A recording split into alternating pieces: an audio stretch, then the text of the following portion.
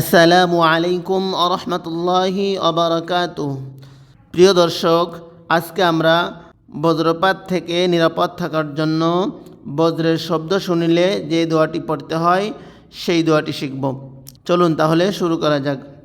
বজ্রের শব্দ শুনিলে নিম্নের দোয়াটি পড়তে হয়।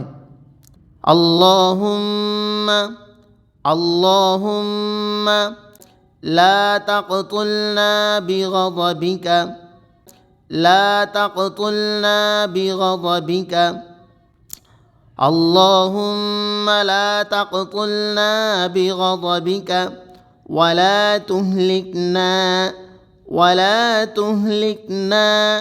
بعذابك ولا تهلكنا بعذابك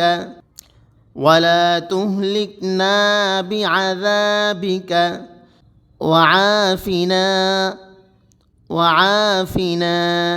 قبل ذلك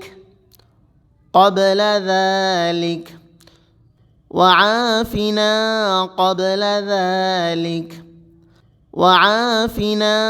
قبل ذلك আমি এখন একসাথে বলবো।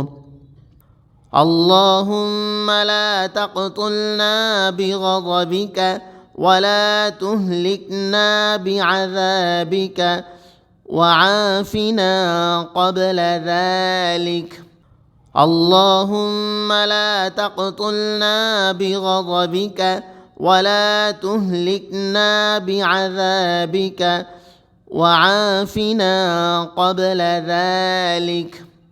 অর্থ: আয় আল্লাহ, আমাদিগকে আপনার গজব দ্বারা মারিবেন না ও আপনার আযাব দ্বারা আমাদিগকে ধ্বংস করিবেন না, এবং এই সবের পূর্বে নিরাপদ ও সুখ প্রদান করুন।